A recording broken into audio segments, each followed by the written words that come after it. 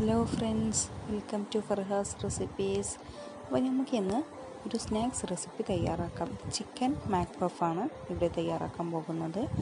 Chicken മാക്പഫ് തയ്യാറാക്കാനായിട്ട് ഞാനിവിടെ 2 വലിയ ഉള്ളി ചെറുതായി കട്ട് ചെയ്തിട്ടുണ്ട്. പിന്നെ ഒരു ബൗള് ചിക്കനാണ് എടുത്തിട്ടുള്ളത്. ബോൺലെസ് ചിക്കൻ ചെറിയ പീസുകളായി കട്ട് ചെയ്തെടുത്തതാണ്. ഇതിലേക്ക് പ്രധാനപ്പെട്ട ഒരു ഐറ്റമാണ് കോണ്. അപ്പോൾ നിങ്ങൾക്ക് ഇഷ്ടമാണെങ്കിൽ കോൺ ചേർത്ത് കൊടുക്കാം, അല്ലെങ്കിൽ ഒഴിവാക്കാം. 5 അല്ലി വെളുത്തുള്ളിയാണ് എടുത്തിട്ടുള്ളത്. അത് ചെറുതായി കട്ട് ചെയ്തിട്ടാണ് വെളുത്തുള്ളി ഇതിലേക്ക് ഇട്ട് കൊടുക്കേണ്ടത്. ഇനി ഇതിലേക്ക് ചേർക്കുന്നത് ക്യാപ്സിക്കമാണ്. ഒരു ക്യാപ്സിക്കം ചെറുതായി കട്ട് ചെയ്തെടുത്തതാണ്. ക്യാരറ്റ് എടുത്തിട്ടുണ്ട്. 2 ക്യാരറ്റ് ചെറുതായി കട്ട് ചെയ്തെടുത്തതാണ്. മാക്പഫിൻ്റെ മസാലക്കുള്ള ഇൻഗ്രീഡിയൻസ് ആണ് ഇതെല്ലാം. അപ്പോൾ ഇതൊന്ന് നമുക്ക് മാറ്റി വെക്കാം. ഇനി ചെയ്യുന്നത് മാക്പഫിൻ്റെ ഷീറ്റ് തയ്യാറാക്കുകയാണ്.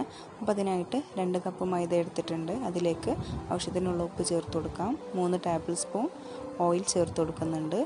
ഇനി നന്നായിട്ടൊന്ന് കുഴച്ചതിന് ശേഷം ആവശ്യത്തിനുള്ള വെള്ളം ചേർത്ത് ഈ മൈദ ഒന്ന് നന്നായിട്ട് കുഴച്ചെടുക്കണം. അപ്പോൾ ഷീറ്റിനായിട്ട് നല്ലൊരു സോഫ്റ്റ് ഡോ ആക്കി മാറ്റുകയാണ് ചെയ്യുന്നത്. ഇനി ഇതൊന്ന് ഒരു 15 മിനിറ്റ് നമുക്ക് മാറ്റി വെക്കാം. മാക്പഫിനുള്ള മസാല തയ്യാറാക്കാം.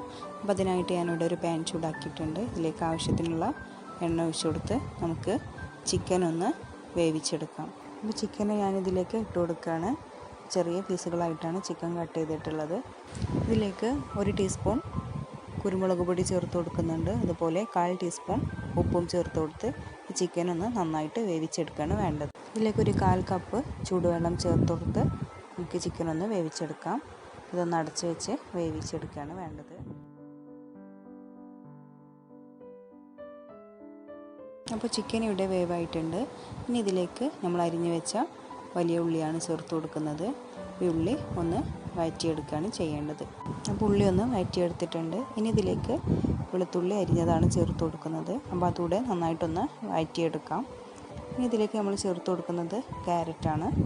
ക്യാരറ്റ് ഒന്ന് വേവായതിന് ശേഷം ഇതിലേക്ക് നമുക്ക് ക്യാപ്സിക്കം ചേർത്ത് കൊടുക്കാം.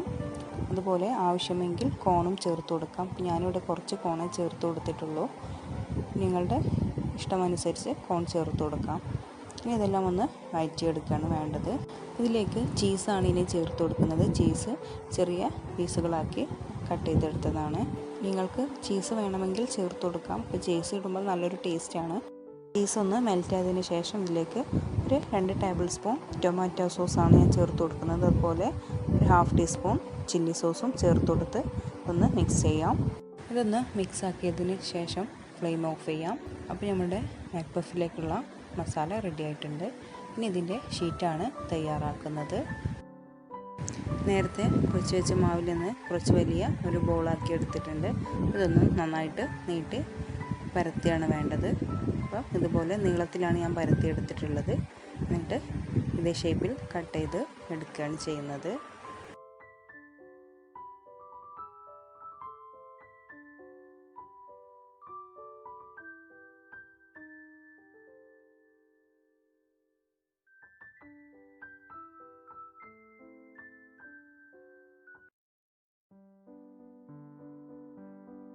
അപ്പോൾ ഇതുപോലെ ചെറിയ 2 സ്ക്വയർ പീസുകളാക്കി എടുത്തിട്ടുണ്ട്. അപ്പോൾ ഇതിൽ ഒരു പീസിൽ നമുക്ക് നമ്മുടെ മസാല വെച്ച് കൊടുക്കാം. എന്നിട്ട് മറ്റേ ചെറിയ പീസ് കൊണ്ട് ഇതിനെ കവർ ചെയ്യുകയാണ് ചെയ്യുന്നത്.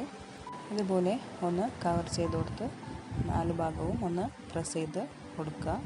എന്നിട്ട് ഇതിൻ്റെ സൈഡൊന്ന് ഷേപ്പാക്കാൻ വേണ്ടി ഞാനൊരു ഫോർക്ക് കൊണ്ട് ഇതുപോലെ പ്രസ് ചെയ്തെടുക്കുന്നുണ്ട്.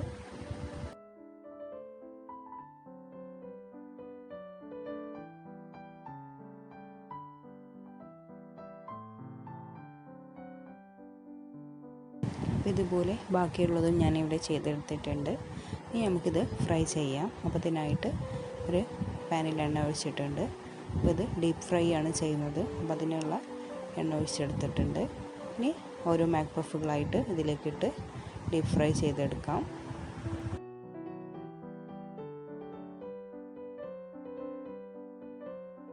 ഒരു സൈഡ് ബ്രൗൺ കളറാകുമ്പോൾ നമുക്കിതൊന്ന് മറിച്ചിട്ട് കൊടുക്കാം. അപ്പോൾ ഇതുപോലെ ഗോൾഡൻ ബ്രൗൺ കളറായതിനു ശേഷം നമുക്ക് കോരിയെടുക്കാം. അപ്പോൾ നമ്മളുടെ സ്നാക്സ് റെഡി ആയിട്ടുണ്ട്. അപ്പോൾ നമ്മളുടെ ടേസ്റ്റി ആയിട്ടുള്ള ഈവനിങ് സ്നാക്സ് റെഡി ആയിട്ടുണ്ട്. നിങ്ങൾക്ക് എല്ലാവർക്കും ഈ വീഡിയോ ഇഷ്ടപ്പെട്ടെന്ന് കരുതുന്നു. ഇഷ്ടപ്പെട്ടാൽ ലൈക്ക് ചെയ്യാനും കമൻറ്റ് ചെയ്യാനും ഷെയർ ചെയ്യാനും മറക്കരുത്. Thank you for watching.